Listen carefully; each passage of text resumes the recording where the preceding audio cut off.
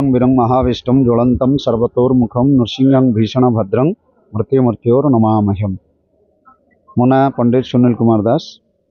ग्राम ये वीरपुरुषोत्तमपुर पुरी षोल शासन पुरुषोत्तम राजा द्वारा प्रतिष्ठित 1600 ख्रीष्टाब्द ग्राम प्रतिष्ठित होता। ऐतिहासिक ये ग्राम स्वप्नेश्वर महादेव दक्षिण भारत प्रस्तर मूर्ति या 2 वर्ष 3 वर्ष तले यार सरकार पुनरुद्धार करथिले।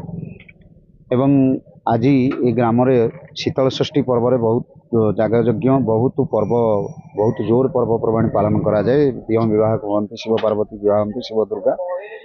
एठार आमर जगन्नाथ सुभद्रा बलभद्र चतुर्धा मूर्ति अच्छा। दुर्गा माधव उपासक दुर्गा पूजार षोल पूजा कराए एवं दुर्गा देवी बुलंती गाँव में।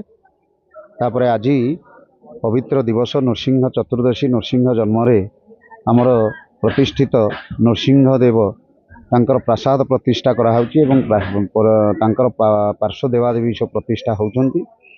नृसिंह देवता प्रथमे से चाल घर थे, टीणहर आसी वर्तमान प्रसाद रे प्रतिष्ठित हे। ये मंदिरटी 6 मास भितर शेष हो समस्त ग्रामर समस्त अवदान रे मात्र 6 मास भितर ये नृसिंहनाथ एत अलौकिक 6 मास भितर मात्र शेष हो शेष होगापर आज यज्ञकर्म चली 8 तारिख रु आरंभ है। अंकुरारोपण कार्य आरंभ हो 9 तारिख में आम जलयात्रा होता। 10 तारिख में भगवान स्नान शयन होता। आज प्राण प्रतिष्ठा न्यास ही पूर्णाहुति हे। 3000 रु अधिक लोकों प्रसाद सेवन करा तेणु ये आम न्यूज7 कर्तृपक्ष को धन्यवाद देवी।